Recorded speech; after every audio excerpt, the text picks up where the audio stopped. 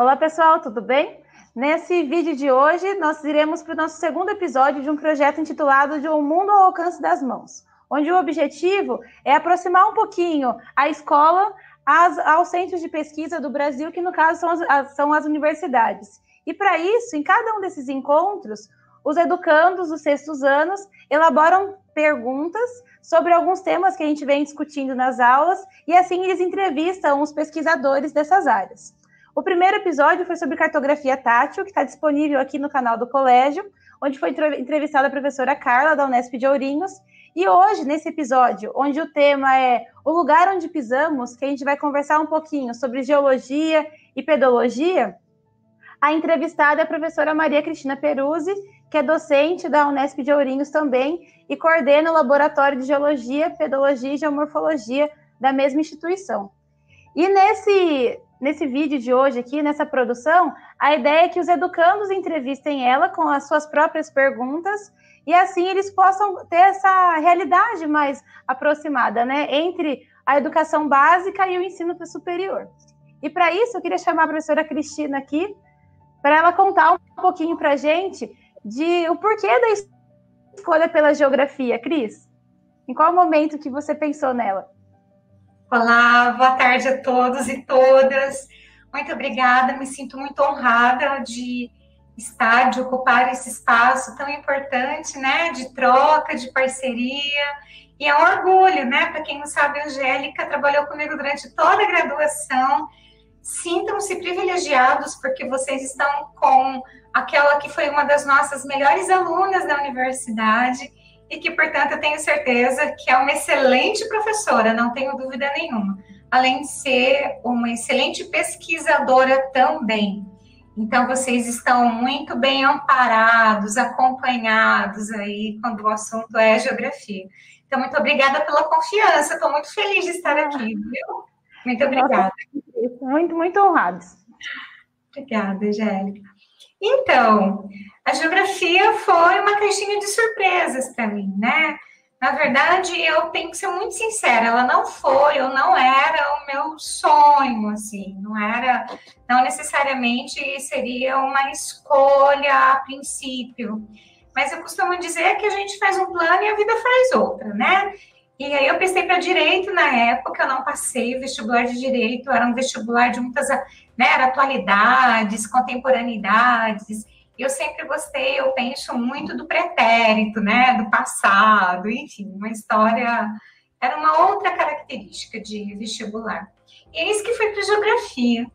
E na Geografia eu me encontrei, porque a Geografia é uma coxa de retalhos, né, a Geografia é uma centopeia, assim. Eu me pergunto sempre o que não é da geografia, né, Angélica? Assim, difícil. Não é difícil. Até a geografia da saúde, né? Angélica, não sei se vocês sabem, mas ela já deve ter comentado com vocês, mas ela trabalha também com aspectos voltados para a saúde, né? Então, eu costumo dizer que entre céus, terras e núcleo, quase tudo é de domínio da geografia, né? E isso é muito legal. Então, tem coisa mais sedutora do que você estar envolvida, né, com uma ciência que te permite ir para quase qualquer lugar, seja um espaço físico, seja um espaço de exercício mental, né? Então é muito lindo, assim. Não foi para o direito, mas me encontrei o direito na geografia também, né? E sigo com ela. Já estamos casadas há mais de 20 anos. É um tempo considerável, né? E, Cris, e dentro de tudo isso da geografia, como que você caiu na geologia, nos solos? Por que essas duas áreas? Então, essas são as voltas que a vida dá também, né? Por incrível que pareça, na faculdade, o curso que eu fiz, eu sou formada na Unesp de Presidente Prudente, eu não tive solos, eu não tive pedologia na minha formação, né? Tive geologia, aliás, eu tive um ano inteiro, 2 semestres diferentes, né, do que a gente tem aqui na faculdade hoje, no curso, né, que eu trabalho hoje. Bom, mas enfim, e aí que eu, assim, fui muito agraciada, porque quando eu terminei a faculdade, eu passei num concurso para trabalhar em um laboratório da Unesp de Prudente, um laboratório de solos. E também, eventualmente, trabalhava, né, eu era auxiliar de laboratório, de geologia. Então, não tinha muito como escapar, né? Assim, então, embora eu não tivesse tido esse conteúdo mais específico de solos, de pedologia na minha formação, mas a minha atividade profissional durante 10 longos anos da minha vida foi com esse assunto, né? Então, quando eu decidi fazer o mestrado e depois o doutorado, para que eu conseguisse sair, afastar, né, do meu trabalho, eu trabalhava 8 horas por dia, né? Para que eu conseguisse fazer a pós-graduação, eu precisava justificar e fazê-lo na área de domínio que eu trabalhava. E aí eu fui para ciências agronômicas, eu fui para a Unesp de Botucatu. E é isso, é um pouquinho disso, sim. Parece tão simples quando a gente resume, né, em 2, 3 minutinhos. Verdade. A trajetória foi longa. E foi assim que eu cheguei na agronomia, foi assim que eu fui trabalhar com indicadores de qualidade da terra. É que nem fazer exame de sangue para saber se a gente está bem de saúde, né? Tira um pouquinho de sangue, manda para o laboratório, e se tiver tudo ok, ok. Se não, e solos é assim também. A gente pega uma porção de terra, manda para o laboratório, dependendo do objetivo, são vários tipos de exames que são necessários de serem feitos, e a gente vai saber se ele está saudável, porque solos são corpos vivos. E se vivos, podem adoecer, podem morrer, mas também podem se recuperar, podem ficar melhor do que já eram, né? E daí a beleza da coisa, né, Angélica? E daí a graça da brincadeira, né? Exatamente. E a Cris é a responsável por ter me encantado nessa parte da geografia, né? Ela me laçou logo no primeiro semestre da faculdade e desde então a gente caminha juntas e eu sigo apaixonada pela geologia e pelos solos. É difícil saber qual das duas áreas eu gosto mais. Acho que fica no meio das duas.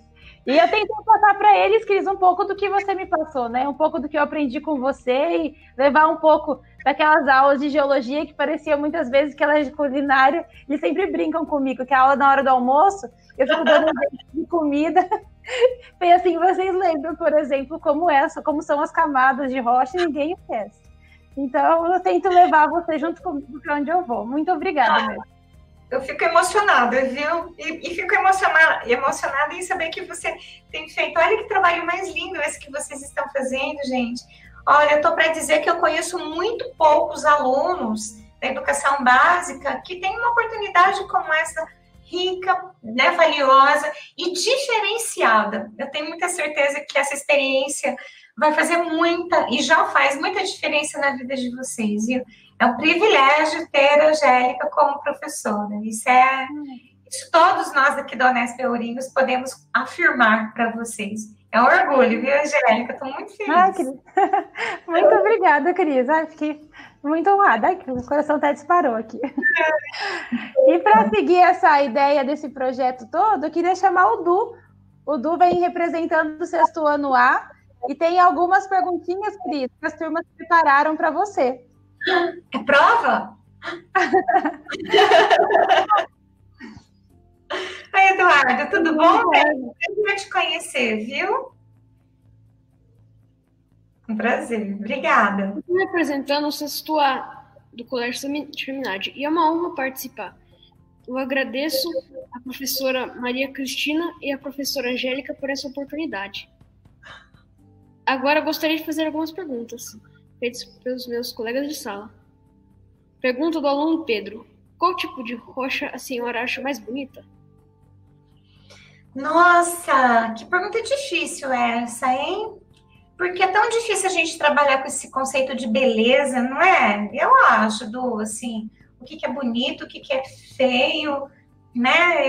Eu particularmente acho que tudo tem uma função, tudo tem sua importância, né? Às vezes a nossa percepção nos engana, né? Então, por exemplo, às vezes pode ser que a fruta, aspas, mais feia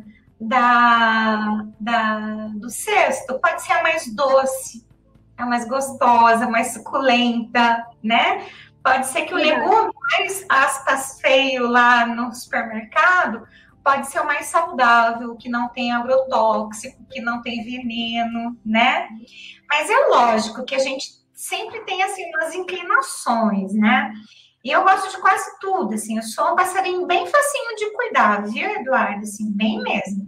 Mas, particularmente, eu gostaria, assim, de falar. Eu não tenho tudo aqui para mostrar para vocês, mas eu trouxe uma coisinha para mostrar. Então, depois que eu falar, e quando vocês assistirem esse vídeo, eu gostaria que vocês pesquisassem. Vocês podem ou não concordar comigo, tá bom? Mas, particularmente, eu gosto muito do mármore travertino. Acho bonito, acho a história de formação dele muito bonita, muito bacana, né? Formado em fundo de mar, né? Formado por carbonatos. Ele é lindo, mas ele é muito facilmente decomposto quimicamente, né? Então, a travertina é um dos que eu gosto bastante. E tem um outro também que eu gostaria que vocês pesquisassem, e também não precisa concordar comigo, mas é uma palavra fácil de falar. Eu vou provar para vocês. É o basalto amigdaloidal. Duvido você falar, Eduardo. Consegue? Vamos lá. Amigdaloidal. Amedaloidal. Olha, você falou bem. Eu levei anos para conseguir desenrolar a língua. Então, vamos de novo. Eu falo e depois você fala. Vamos lá. Amigdaloidal. Amigdaloidal. Bom, muito bem. Sabe por quê? Porque vem esse nome vem de amígdalas, que são essas cavidades que a gente tem na garganta, né? Então, basalto amigdaloidal, que dá nó na língua, ele é preenchido por minerais, né? Pode ser quartzo, pode ser calcita. Então, é mais ou menos como um chocolate com os flocos, sabe? Assim, de arroz, ou castanha, ou amendoim, é mais ou menos isso. Ele é bem bonito. Então, se vocês tiverem oportunidade, depois pesquisem, tá bom? Esse basalto, que tem esse nome aí difícil de falar, e o mármore travertino. Esses são os meninos dos meus olhos. Obrigada pela pergunta. Agora, a pergunta feita pela minha amiga Beatriz Góes. A senhora acha que no futuro, com mais tecnologia, o ser humano conseguirá chegar até o manto da Terra? Nossa, né? Pergunta boa. Eu espero que não. Porque a gente sabe que onde os humanos tocam, quase sempre dá ruim, né? E vamos pensar, o manto fica mais ou menos a que profundidade, né? Mais ou menos de 30 quilômetros até uns 1.000 quilômetros de profundidade, né? E uma temperatura de 2.000 graus, né? Então, a temperatura e a pressão é uma combinação de fatores, a princípio, bastante limitantes, né? Então, pode ser que sim, porque a tecnologia é uma coisa assustadora. Se a gente chega na Lua, né? Por que não no manto? Mas eu acho bem difícil. E aí, talvez a pergunta que a gente deva fazer é: o que a gente quer procurar lá no manto, né? Até porque esse material que é formado no manto, eventualmente, ele chega na superfície a partir das atividades vulcânicas, né? Então, a câmara magmática, a fonte dela é a astenosfera, que é a esfera onde tem esse material magmático, né? Então, a astenosfera faz parte do manto superior, e ali é a fonte, né, de onde vem principalmente esse material magmático que sai dos vulcões em superfície, tá? Seja, né, o vulcanismo que forma um chapeuzinho, o cônico, seja aquele de rachadura, né? Então, a gente tem materiais que vêm lá do fundo, né? Particularmente, eu, Maria Cristina, penso que seria muito mais inteligente a gente usar esse recurso, né, essa tecnologia, para investir, talvez, na solução de outros problemas, né? Então, pode ser que sim, pode ser que não, mas hoje, particularmente, eu não vejo muita necessidade, né? E talvez seja melhor que a gente não vá, né? Obrigada também pela pergunta. E agora, a pergunta da aluna Manuela. Existe algum mineral que a senhora ainda gostaria de ter? Qual? Nossa, você sabe que eu sou uma pessoa mineral, né? Hoje eu vim meio vestida de minerais, tá vendo? Que Eu tenho, não sei se dá para ver, que eu tenho uma ágata, esses amarelinhos menorzinhos é o citrino, que é da família do quartzo, é o quartzo amarelo. Tem um mineral que eu gosto muito, até eu não me lembro se foi a Angélica que me deu um pequenininho. Ela chama-se rodocrosita, que do grego significa cor-de-rosa. Se vocês depois puderem consultar também, é da família dos carbonatos. Eu tenho uma pequenina, que foi um presente, que eu preciso me lembrar se foi a Angélica ou uma outra orientada que trouxe, veio da Argentina. Ela é muito linda, mas o meu sonho de consumo é ter uma rodocrositona, assim, bem vistosa, bem bonita. Ela é linda, ela parece um sorvete de creme mesclado com morango, é mais ou menos assim, partes claras, né, bege, caramelo, partes rosa, ela é linda. Então, uma rodocrosita de respeito, assim, eu acho que eu gostaria bastante. Obrigada pela pergunta. Obrigada, você. Obrigada, Du. Foi um prazer, viu, te conhecer. E, ó, a gente se encontra na geografia. Obrigada, Du.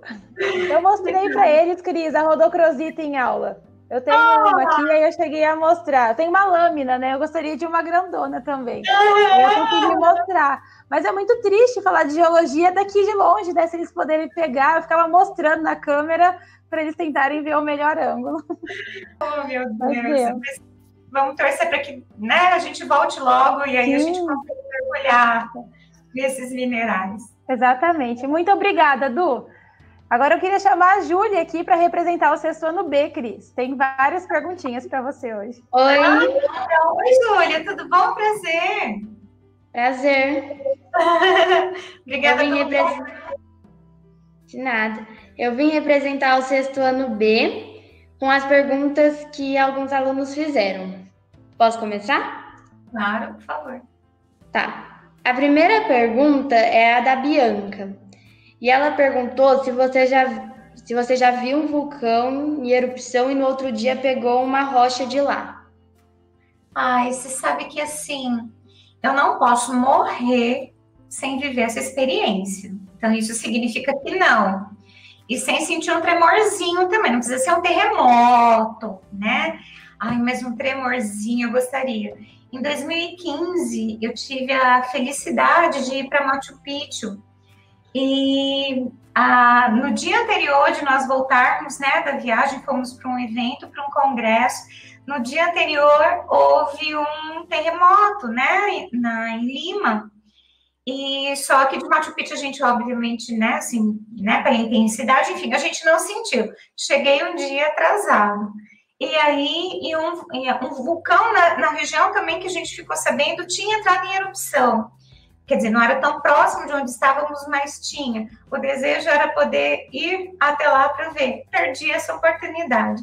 Então, infelizmente, não, mas esse é um desejo. Eu quero muito, não só ver, né, como trazer a rochinha recém-fabricada, né, e sentir um tremorzinho. Se junto com o vulcanismo tiver um tremor, nossa, aí vai ser como ganhar na loteria.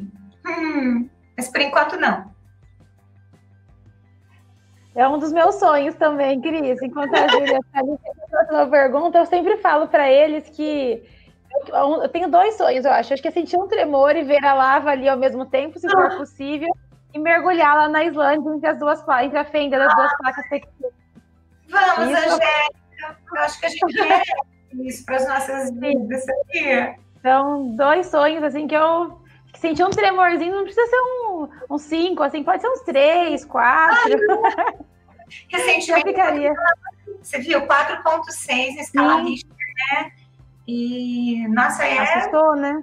Assustador, né? Assustador. A gente não está preparado para isso, né? Mas se eu soubesse que eu teria ido lá para esperar. Sim. Vamos para exatamente. Eu acho que é mais seguro. Eu acho que enquanto a Júlia não volta, a gente poderia chamar o Pedro para falar do sexto ano C. E aí depois a Júlia ela retorna aqui e faz as perguntinhas da sala dela. Ah, a Júlia deu certo. Júlia, tudo bem? Sem problema. Então vamos lá. Tá, agora a segunda pergunta, que foi a da Vitória, que foi: qual é a maior vossoroca que você já conhece, que você conheceu ou que você quer conhecer? Então, a maior vossoroca que eu conheço pessoalmente, porque a gente estuda vários, assim, né? Mas a que eu conheci pessoalmente é uma que a Angélica também desenvolveu um trabalho importante quando ela dava aula em São Pedro do Turvo, e ela é espetacular. Ela é assustadora, ela parece assim uma centopeia, cheia de pernas, de tentáculos, sabe? Ela tem mais de 2 quilômetros de extensão, né? Mas ela é toda festonada, a gente costuma dizer, cheia de dedinhos mesmo. Só que esses dedinhos, eles, né, de uma ponta a outra, deve dar, hoje em dia, faz tempo que eu não vou lá, mas deve dar mais de 600 metros, quase 1 quilômetro, né, de largura e mais de 100 metros de profundidade. É um cânion, né, uma coisa assim assustadora. E essa vossoroca, ela tem mais de 50 anos de história de vida, né? Ela se desenvolveu num solo de textura muito arenosa. Então, vamos pensar areia de praia, né? Se a gente tentar fazer um bolinho com areia de praia, a gente não consegue, porque precisa de partículas pequenininhas, precisa de argila para conseguir modelar, né? Então, nesse lugar onde desenvolveu essa erosão, essa vossoroca, é muito parecido com areia de praia, é muito arenoso. Então, choveu demais. Lá, nesse momento, a grama, né? A gramínea, a pastagem. Mas durante muitos anos, foi área de cultivo de mandioca. Então, o solo estava doente, o solo estava sofrendo, o solo não tinha força para se recuperar. E aí, a água passando ali, né? A cada episódio de chuva, foi abrindo a erosão. Infelizmente, né, o agricultor familiar muitas vezes não tem condição nem financeira, nem técnica para recuperar essas áreas, né? Então, quando o quadro de degradação, quando a erosão se implanta, fica muito difícil recuperar, né? Então, é uma área, assim, muito didática para a gente trabalhar. Eu costumo levar meus alunos lá, por alegria dessa orientadora que, né, a Angélica também levava os alunos dela, fez um trabalho incrível de recuperação de solo. Ela deve ter contado essa história. Coloca a semente no meio da bolinha de argila, de barro, e vamos brincar de bombardear a erosão com bolinha de barro, mas que, na verdade, lá dentro tem uma semente. Ela contou. Não é incrível isso? Então, esse é o tipo de professora que vocês têm. E aí a semente brota, vira uma vegetação, nesse caso predominantemente mamona, mas poderia ser, né, uma outra vegetação que ajuda a estabilizar, como gramínea, como bambu, e aquilo vira como se fosse assim, uma tela, né, de contenção para que essas partículas não vão embora. Porque aí essa terra que vai embora vai parar nos corpos hídricos, e aí vira um processo em cadeia de problemas, né? E é isso. Então, essa erosão de São Pedro do Turvo, para mim, ela é uma das mais espetaculares que eu conheço. E agora, obrigado por responder essa segunda. E agora é a terceira, que essa fui eu que perguntei nas perguntas. Se teria mais alguma transformação em torno da formação da rocha metamórfica. Tá, então vamos pensar nisso. Então, os elementos envolvidos no processo de metamorfismo, então, metamorfismo pressupõe a transformação, né, de uma rocha pré-existente em outra rocha, né? Então, você tem uma transformação física, uma transformação química, né? E os elementos envolvidos, os principais são pressão e temperatura, né? Então, por exemplo, onde está limite de colisão de placas, onde as placas se chocam, como, por exemplo, a placa de Nazca colidindo com a placa sul-americana. Imagina a força que é necessária para dobrar, né, aquelas rochas, né, que a princípio uma rocha é uma estrutura rígida, dura, né? Como é que dobra? Dobra porque tem pressão e porque tem temperatura. É mais ou menos como uma barra de ferro. né? Você quer entortar uma barra de ferro. Numa temperatura ambiente, possivelmente ela quebraria, dependendo da força que você aplica. Mas se a gente aquecer, né, ela dobra com tranquilidade, não é isso? As rochas funcionam assim também, né? Então, tá, pressão e temperatura. Então, vamos imaginar uma atividade vulcânica. Então, a gente tem o duto vulcânico, né? Por onde acende o material magmático. E o basalto, por exemplo, ele chega à superfície a uma temperatura de 1.100 graus. É muito quente, muito alta a temperatura, né? Aí, vamos lembrar de um ditado popular que as mães, principalmente os pais, adoram usar. Precisa pôr a mão no fogo para saber se queima? Já ouviu essa perguntinha mágica? Então, pois é. A resposta é, não sei. Às vezes precisa pôr a mão no fogo, né? Principalmente quando a gente ainda não sabe o que é fogo, né? Precisa queimar para descobrir o que é realmente, né? Mas vamos pensar no seguinte.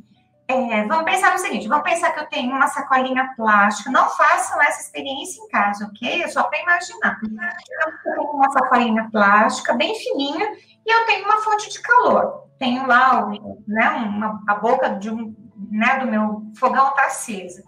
Conforme eu for me aproximando dessa sacolinha do fogo, muito possivelmente eu não preciso chegar até o fogo para esse plástico derreter. Só o calor, só a proximidade com a fonte de calor já é suficiente para que o fenômeno aconteça, certo? Agora, vamos falar na barra de ferro? Então, agora não é mais a sacolinha, agora é a barra de ferro. Muito possivelmente, se eu aproximar essa barra de ferro do calor, não vai acontecer nada, a não ser aquecer um pouco e queimar minha mão, se eu não estiver protegida. Então, possivelmente, eu tenho que submeter a barra de ferro diretamente ao fogo, porque o ponto de fusão, né, do ferro, do alumínio, é diferente do plástico e assim por diante, tá?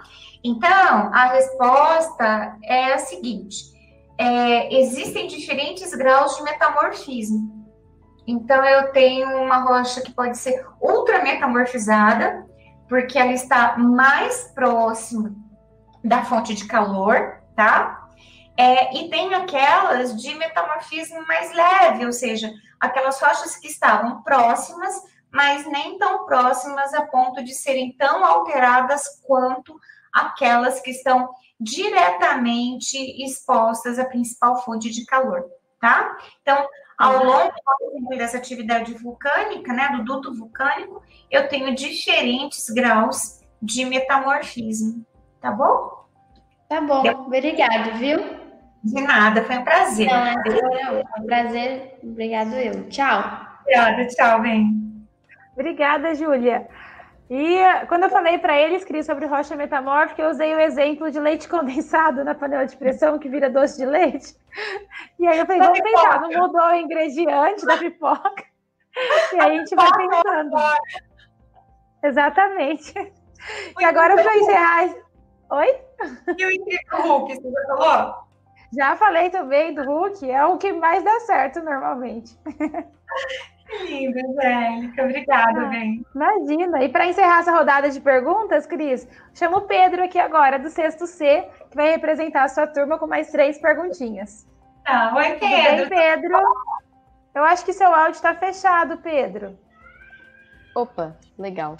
Então, eu vou fazer as perguntas aqui, umas perguntas aqui dos meus colegas. Vamos começar pela primeira, feita pela Manuela Sato. Você pode, por favor, nos contar uma curiosidade sobre o solo? Ai, meu Deus. Olha que interessante, Pedro. O que falar? Como contar uma curiosidade de algo ou de alguém que é extremamente fofoqueiro? Você sabe que o solo é o fofoqueiro das galáxias, né? Porque no sistema solo ficam guardados registros históricos. Todos nós já ouvimos falar em sítios arqueológicos, né? Esses sítios, eles guardam histórias de civilizações muito remotas, né? Aqui na nossa região, por exemplo, os nossos sítios arqueológicos datam de 5, 6 mil anos, né? Então, lá a gente vai encontrar desde urnas funerárias, né? restos de alimentos, né? Então dá para identificar um pouco dos hábitos alimentares daquela sociedade, daquela comunidade, né? A cultura, né, desses povos, e via de regra esses registros ficam guardados no sistema solo, né? Se eu uso indevidamente ou se eu uso adequadamente, esses registros também ficam no sistema solo. Então, eu tenho outra curiosidade que não era essa que eu ia falar, não, mas eu preciso destacar isso, que além de tudo, além dos solos serem corpos vivos, estruturas vivas, e por isso a gente tem que cuidar muito dele para que ele não morra, além de tudo, os solos são excelentes contadores de história, e isso é muito lindo, né? Mas eu tenho uma curiosidade, sim, que é muito importante, que transformou a sociedade, principalmente depois da Segunda Guerra Mundial, que foi a descoberta da penicilina. Então, eu não sei quantos de vocês já ouviram falar ou sabem, mas a penicilina é um antibiótico extremamente eficiente e importante para combater uma série de infecções, né? E a penicilina, esse antibiótico, ele foi descoberto, se eu não me engano, desculpa, viu? Eu não fiz uma pesquisa, não fiz muita minha lição de casa, mas se eu não me engano, entre a década de 20 e a década de 30. E a penicilina, ela foi descoberta meio que acidentalmente, então se vocês quiserem saber maiores detalhes, principalmente quem quer fazer farmácia, medicina, vale a pena entrar em contato com essa história. Ela foi descoberta acidentalmente, né, no laboratório. Aliás, muitas das nossas descobertas científicas foram mais ou menos acidentais, né?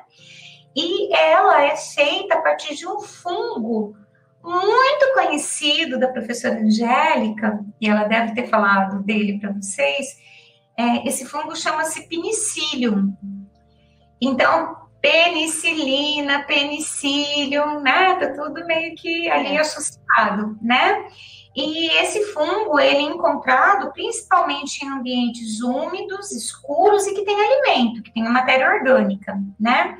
E um desses ambientes é o solo. Existem mais de 300 tipos, Angélica, me corrija se eu estiver errada, mas existem mais de 300 tipos de penicillium.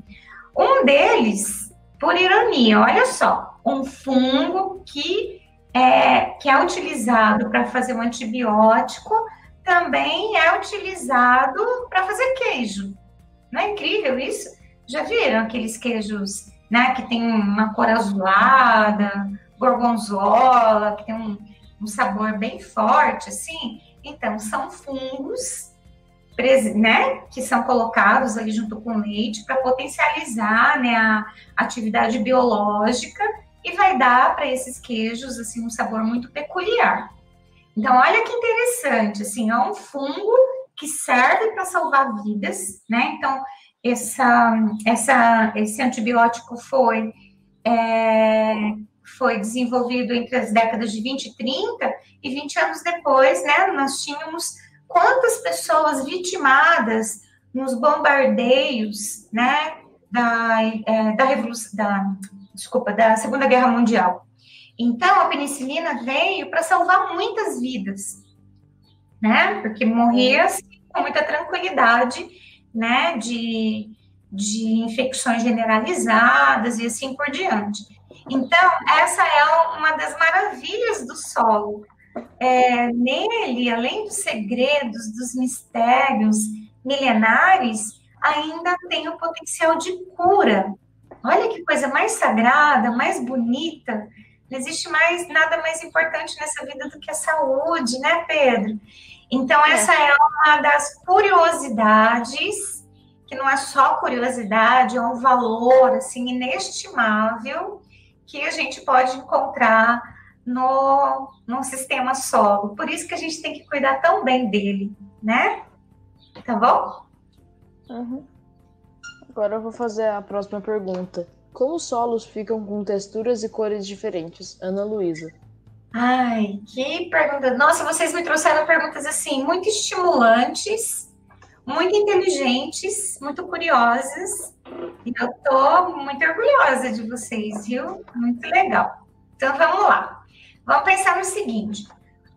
Muito possivelmente, você, Pedro, e todas as pessoas que nos ouvem, herdaram algumas características, sejam elas físicas, sejam elas emocionais, psicológicas, dos nossos pais, né? Por exemplo, esse cabelinho crespo aqui eu herdei do meu pai. Mentira, da minha mãe, olha, eu tô mentindo. Os olhos claros eu herdei do meu pai. Então, eu tenho características muito peculiares da minha família. E assim somos todos nós, né? Ponto. Os solos são filhos de quem? Das rochas. E, por sua vez, são compostos por minerais. Né? Essas rochas são compostas por minerais. Uma infinidade de minerais. E que, por sua vez, são compostos por elementos químicos, também uma infinidade de elementos. Apesar de que a natureza ela é bem econômica, viu? Assim, não tem a gente tem um grande número de minerais e de elementos químicos, mas quase sempre são os mesmos que se repetem: oxigênio, alumínio, hidrogênio, cálcio, enfim. Então, os diferentes tipos de rocha, com suas características diversas, características físicas, características químicas, na medida em que os milhares de anos vão se passando e essas rochas vão sendo decompostas quimicamente e desagregadas fisicamente, elas vão dando para os solos as características que elas têm. Então, por exemplo, um arenito. Arenito é uma rocha sedimentar, ok? E o principal mineral que compõe o arenito, né, a característica do mineral que compõe o arenito é a areia. Principalmente a areia quartzosa, né? Silício e oxigênio, ou quartzo, ok? Então, um arenito, uma rocha arenito, possivelmente vai dar um solo de textura arenosa, porque filho de peixe costuma ser peixinho, né? Da mesma forma que se eu tiver, por exemplo, assim como é vocês aí, né? Em Bauru, se eu não me engano, me desculpe se eu estiver errada, mas se eu não me engano, é o arenito da formação adamantina. E quando a gente está chegando em Bauru, ali tem uma serrinha para frente de Piratininga, a gente também tem o arenito da formação Marília, tá? Quando essas rochas, que são arenito, viram solo, os solos são predominantemente arenosos, tá? E areia é predominantemente, vai dar solos também mais clarinhos, né? Que você perguntou da cor. Então, aí na região de vocês vão ter solos arenosos e de cores claras, porque a rocha é arenosa e de cores claras, tá? Vou falar da diferença agora, né? De um outro extremo. Aqui em Ourinhos, por exemplo, a gente tem o basalto. Basalto é uma rocha magmática extrusiva, né? Que se solidifica aqui na superfície, tá? É a principal rocha, né? Em quantidade, em abundância, é o basalto. Só que o basalto ele tem uma textura muito fininha, mas é muito fininha mesmo, tá? Quando esse basalto se decompõe, ele vai resultar em solos argilosos. Já ouviu falar em terra roxa, Pedro? Sim, eu me lembro que eu ia para Bariri com meu pai, que ele imprimia coisa lá no acrílico, e aí a gente passava lá e tinha terra roxa. Olha que legal! Você é um naturalista por natureza, muito legal. A observação, a paisagem. Eu falo que a natureza ela é uma boa contadora de histórias, ela mostra as coisas pra gente, né? Isso aí. E sabe por que é vermelho? O elemento que vai dar... Pode falar.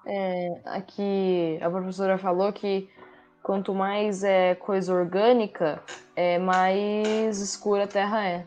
Isso, a matéria orgânica vai dar um solo bem escuro, quase preto, na verdade, que é um bom indicador. Matéria orgânica sempre é muito legal, né? Tanto para comer chuchu, abobrinha, batatinha, né? Cenoura, laranja, banana, não? Assim como para os solos, tá? E o que dá essa cor bem vermelha é o ferro, costuma ser o ferro, tá? Então, e o ferro está no basalto. Então, quando o basalto se decompõe, o solo vai ser vermelho. O que é um bom indicador. A terra roxa é uma das terras mais férteis que nós temos, né? Que mais para frente, vocês vão ver que o nome científico da terra roxa é nitossolo. Nitossolo. Nitossolo. Esse é o nome pomposo da terra roxa, que foi a terra utilizada, né, lá nos primórdios, né, entre o século XIX e o século XX, para o cultivo do café. Até mais ou menos as décadas de 30, 40, era o café que sustentava a atividade econômica principalmente do estado de São Paulo, né? E criou as bases econômicas para que São Paulo se tornasse o que é hoje, essa potência que é hoje, né? Então, olha que legal, a gente teve vulcanismo fissural, de rachadura, então não é o vulcão cônico, formou o basalto formou a terra roxa, ou nitossolo, foi essa terra que primordialmente nós usamos para plantar café, que gerou muita riqueza, esses grãos tinham que ser transportados, e daí a construção das estradas de ferro, aqui na nossa região, a estrada de ferro Sorocabana, que fez com que a maioria dos municípios do interior do estado de São Paulo nascessem ou surgissem a partir das ferrovias. Então, isso é maravilhoso, né? É uma história de 130 milhões de anos que tem a ver com aquilo que a gente tem hoje, como história social, econômica, política, né, do nosso estado. Isso é muito legal, tá bom? Deu para entender? Porque será que a gente tem diferentes texturas, né, e cor?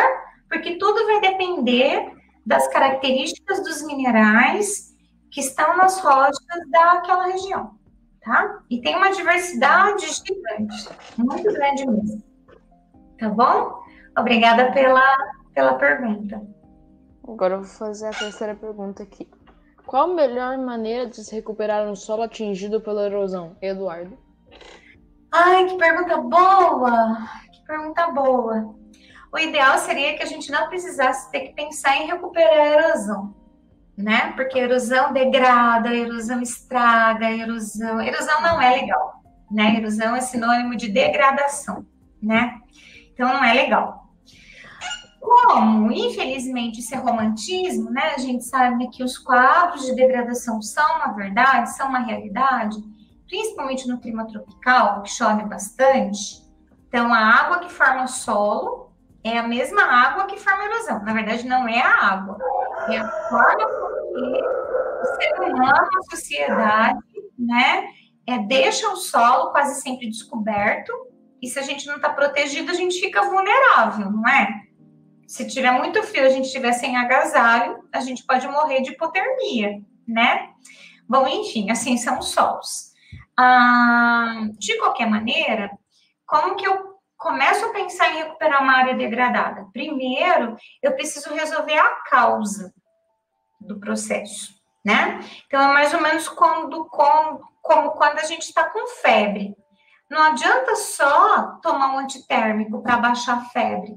A gente tem que descobrir qual é a causa da febre, né?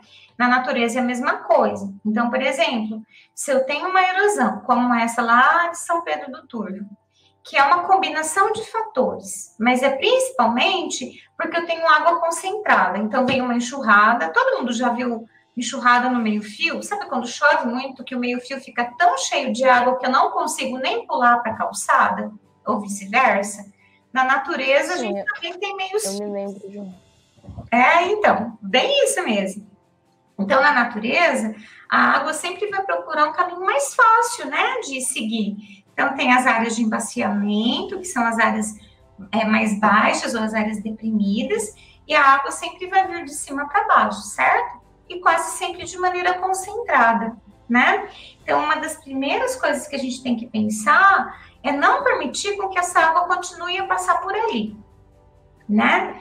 Então, eu estou indo direto na causa. Como que a gente consegue isso? Primeiro, eu localizo a fonte, de onde essa água vem, né?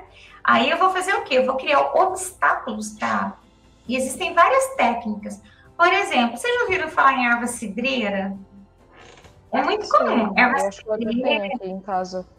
Tem? Gosta do chá? É uma delícia, eu gosto. Dá para fazer com laranja, com limão, fica gostoso e dá um sono. Então, erva cidreira é uma graminha. Então, por exemplo, se a gente plantar uma fileira de erva cidreira, ela pode segurar a velocidade da água da chuva. Se eu diminuo a velocidade da água da chuva, eu vou diminuir a capacidade de trabalho dela, né? De produzir processos erosivos. E isso é legal, né? Isso só para citar um exemplo. Existem várias outras técnicas. Mas, de maneira geral, quanto mais natural for a técnica, ou seja, plantar árvores, plantar coisas orgânicas sempre é um forte aliado. Então, primeira coisa, ir na causa, na origem. E aí se fazer valer de uma série de técnicas que podem ser das mais simples até as mais complexas, tá? Mas eu tenho certeza que a Angélica e toda a escola, todo o trabalho, né, da escola, a formação de vocês, com certeza está sendo pensada no sentido de que vocês sejam aqueles que, para além de saber recuperar, por exemplo, né, de repente você se torna um engenheiro ambiental, um geógrafo que atua nessa área, como eu, por exemplo, né? Então, para além de saber recuperar, que seja aquele que não vai permitir que os processos se implantem, ou seja, aquele que estará ou que será comprometido, né, com as questões de conservação, de sustentabilidade. E eu acho que esse é o grande convite que a professora Angélica e que a escola, de maneira geral, faz para vocês. É o que a gente espera de vocês, tá bom? Obrigada, viu, Pedro? Foi um prazer. Tem mais alguma coisa aí? Na cartola? Obrigada, Pedro. Obrigada, Cris. A gente conversou um pouquinho sobre as técnicas conservacionistas no final do conteúdo, e aí tem um dos vídeos aí que você vai escutar daqui a pouquinho, que tem uma das alunas que ela conta um pouco do que ela aprendeu de como recuperar o solo. Então, eu acho que eu consegui passar para eles algumas sugestões aí para tentar recuperar, e principalmente para que não chegue a esse estágio, né? De tão crônico que é a vossoroca. Que lindo, Angélica. Angélica, parabéns, eu estou encantada com o nível, na verdade, com o alto nível das perguntas, da complexidade das perguntas, da qualidade da preocupação, né? Assim, eu acho isso... Ai, meu Deus do céu, eu queria todos aqui na faculdade comigo, assim. Quanta coisa que eu faria com esses alunos, né? Exatamente. Eles são muito conscientes, assim, ele me assusta, tem horas até de serem crianças aí, pré-adolescentes, com essa consciência toda que eles têm. É muito lindo de ver. Eu acho que é o combustível nosso, na verdade, eu costumo brincar. Cada devolutiva que eles dão pra gente nesse sentido é a energia que a gente precisa aí para seguir na educação e seguir acreditando que o futuro melhor é possível, né? Transformadores, né? Assim, eu não tenho dúvida nenhuma que eles farão tanta diferença onde quer que eles vão, assim como você tem feito para eles, né? Obrigada. Bacana. E agora, Cris, essa rodada final aqui, eu vou chamando eles aqui em ordem intercalada, eles querem contar um pouquinho do que eles aprenderam sobre solo, sobre geologia, do que eles gostaram de aprender mais. Então, eu queria chamar o Du novamente, para contar um pouquinho do que ele aprendeu. Eu não sei se você quer mostrar o desenho que ele fez. Quero muito ver. Fique à vontade. Oi, Du! Então, agora eu vou falar as minhas percepções. Durante as nossas aulas de geografia, as rochas magmáticas formadas através do resfriamento da lava, vinda das erupções, os vulcões chamaram muito minha atenção. Elas foram até as ilhas quando em grande quantidade. Outra percepção das aulas que eu fiquei bem interessado foi o tempo que a lava leva para se formar. Meu Deus, muito tempo. Que o solo leva para se formar. Muito tempo mesmo. Fizemos no decorrer do nosso aprendizado um cartaz sobre a preservação e outros sobre a formação do solo. Gostaria bastante de mostrá-los. Aqui, ó. Uau! Pra gente, Du. Ai, que lindo. Quanta coisa boa! Olha, tem reciclagem, tem uma área de cultivo ali, alguém com uma plantinha. Eu não consigo ler o que está escrito, mas eu tenho certeza que é incrível. Parabéns, Du. Se você soubesse como é importante a gente ver isso. Olha aí. Essa informação do solo, Cris. Esse daqui eu desenhei. Angélica, você poderia trazer uma exposição desses meninos para cá? Olha que coisa boa! Sim. Ô, Du, você está com o seu também do relevo, que você fez por último, sobre a ocupação do relevo? Sim. Esse ficou incrível, sobre a ocupação. Primeiro ele fez sobre a ocupação inadequada do relevo, depois ele fez como seria a ocupação correta de encosta. Ô, Du, vou fazer um convite para você. Eu gostaria que você, quando a gente voltar, óbvio, né? Depois que a gente tomar vacina, que a gente vai ser o primeiro, vamos estar lá na fila com a senha na mão. Gostaria muito que você, se você não se incomodasse, que você emprestasse a sua produção para a gente expor aqui na faculdade, no laboratório de geologia e pedologia, não só o seu, como o de outros que quiserem, né, Angélica? Para mostrar o que um professor, uma professora bem formados, como é possível construir algo de tão boa qualidade, que é o que você acabou de me mostrar agora, Du. Assim, então, para gente, para quem é educador e se preocupa muito com a qualidade do que é produzido, eu acho que felicidade maior não tem. Então, estou muito orgulhosa, viu, Du?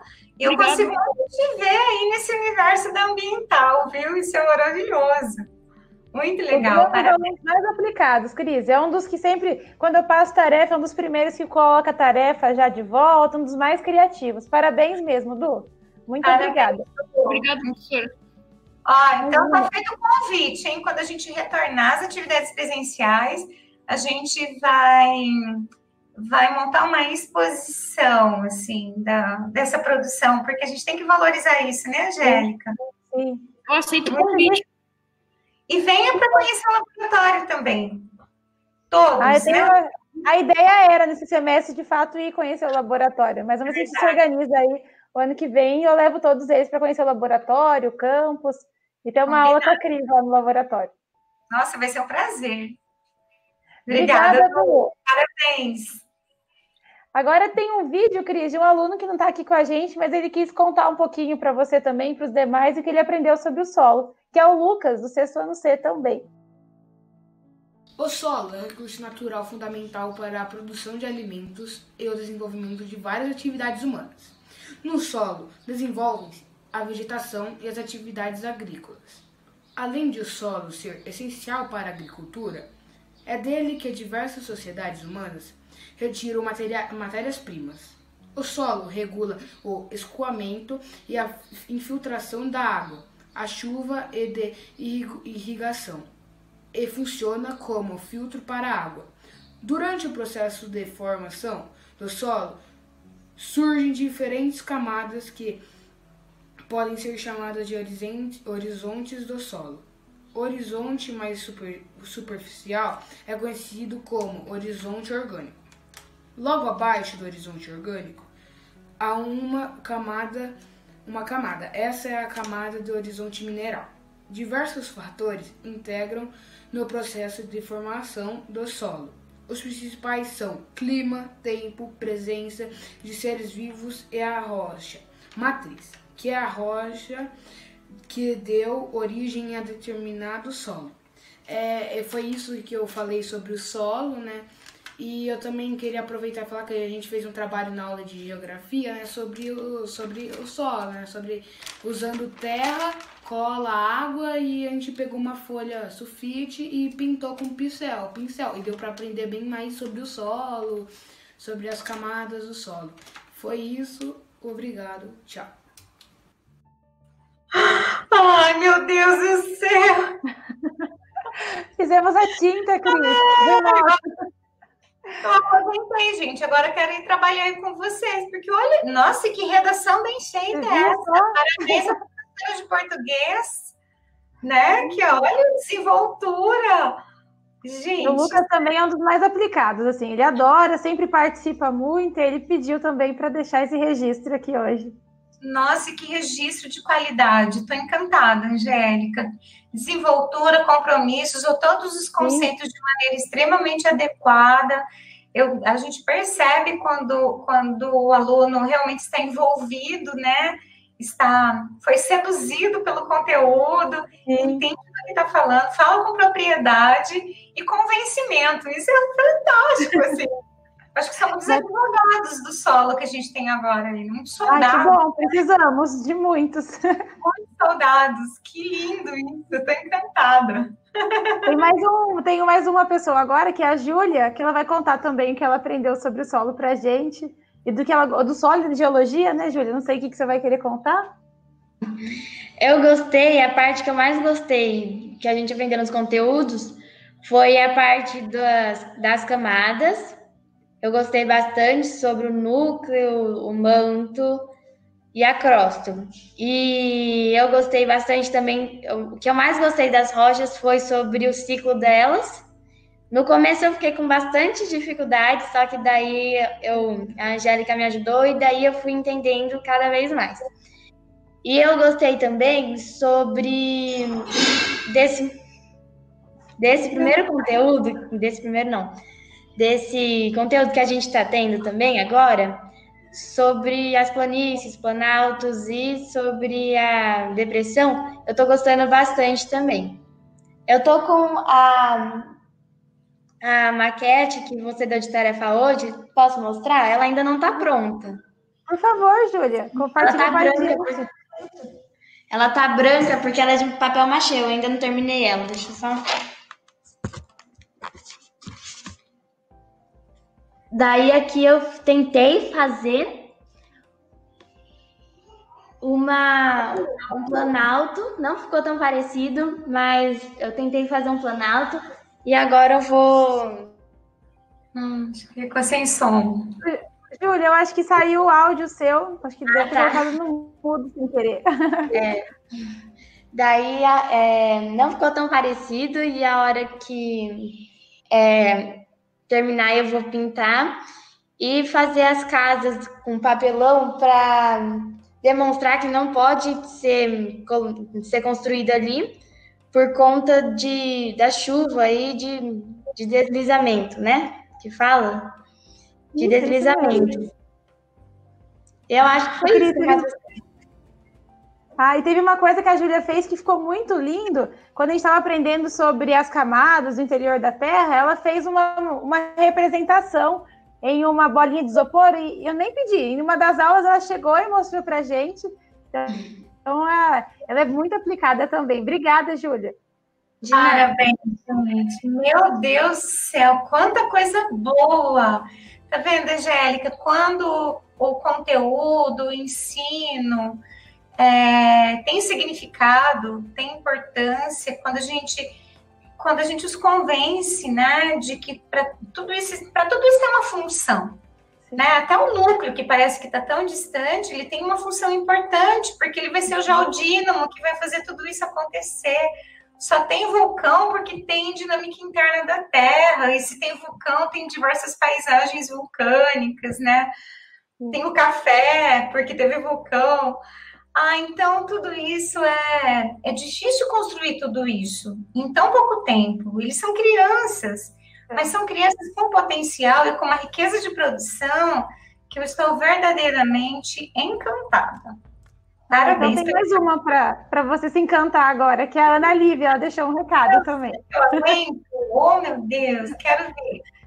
Oi, gente, tudo bem? Então, hoje eu vim aqui contar um pouco sobre como foi a minha experiência a aprender sobre o solo. Bom, eu achei muito interessante o conteúdo, né, para começar. Eu descobri muitas coisas novas. Por exemplo, eu não sabia que o solo tinha tantos horizontes e camadas. Isso me chocou bastante, porque eu achava que tinham poucas, mas tem até que bastante. A gente aprendeu também a diferença de terra e solo. A gente aprendeu sobre práticas para evitar a erosão, que seria botar muita vegetação em volta de um solo para segurar, né, o solo, por causa que as raízes fazem isso. Isso poderia evitar a erosão. Aprendemos também sobre a vossoroca, que é o estado irreversível da erosão, que é um buraco muito fundo. A gente aprendeu sobre práticas para evitar a degradação do solo, que é com o terraceamento, com o plantio em curvas de níveis, com a rotação de cultura, que foi o que eu achei mais interessante. E dentre outras muitas coisas que a gente aprendeu. Então, em geral, eu adorei muito, muito, muito, muito aprender sobre o solo. E agora eu dou aula para minha família, contando tudo que eu aprendi. Então, muito obrigada. Achei muito legal aprender. Com certeza, um dos meus conteúdos preferidos. Outra riqueza, Cris.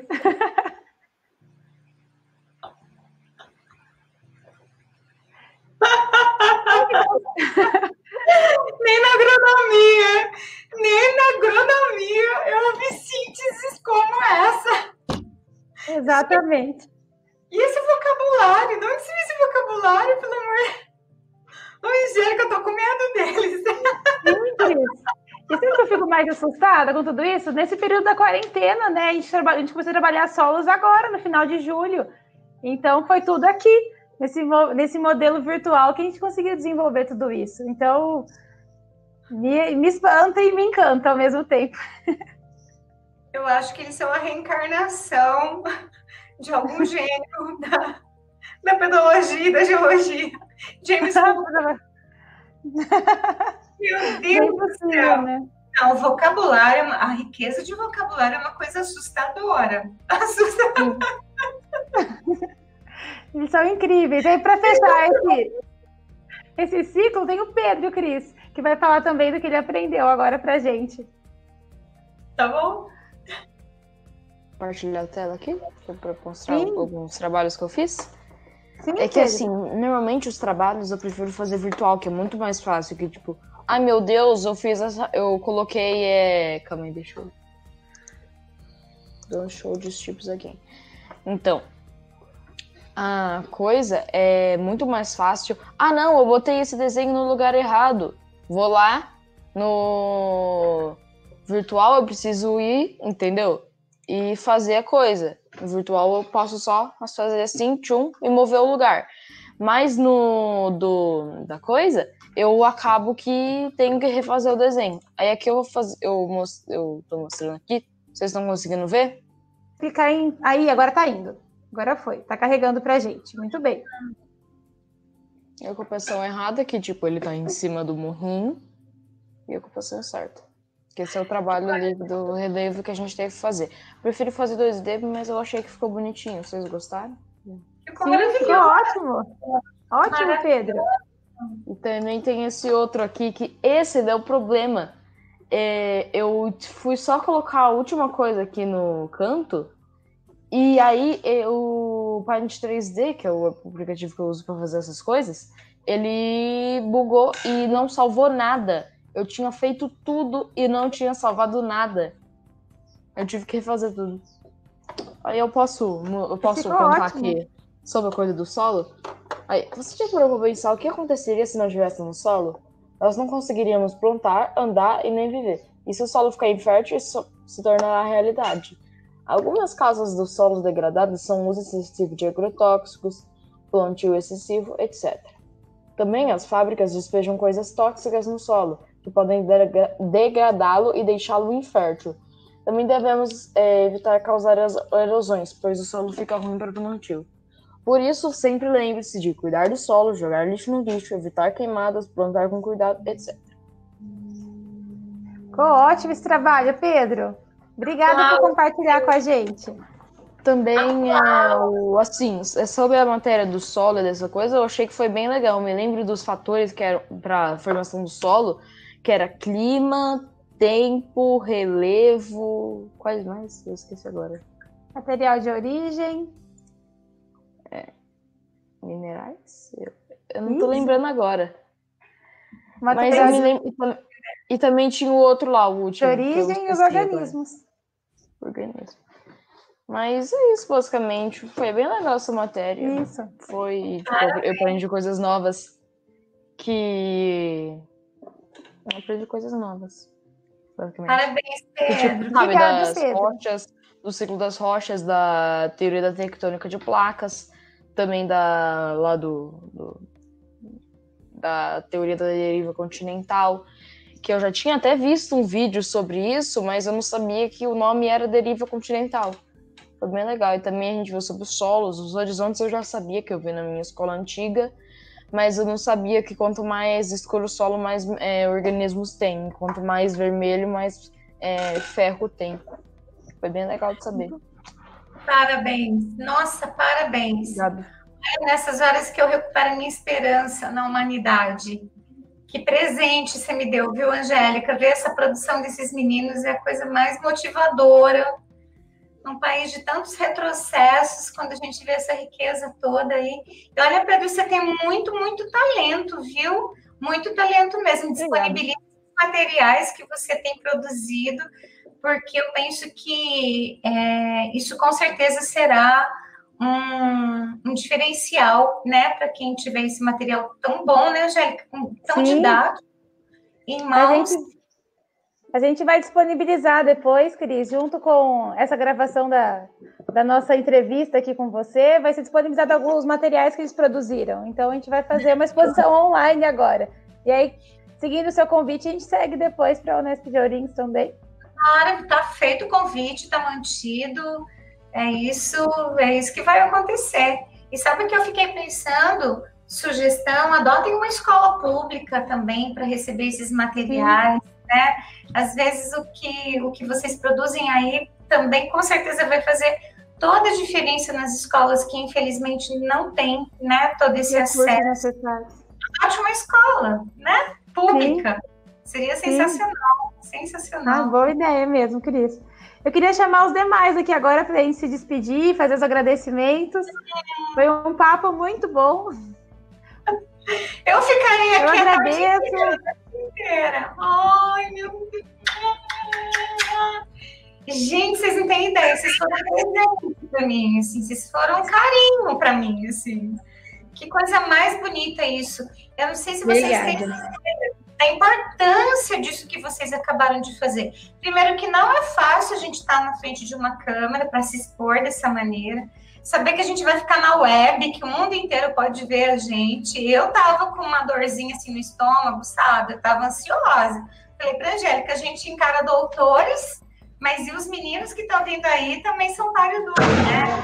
Eu espero, sabe o quê? De verdade, que vocês continuem a fazer diferença na sociedade para melhor, né? Que vocês se tornem e sejam de verdade multiplicadores, né? De coisas boas e de qualidade.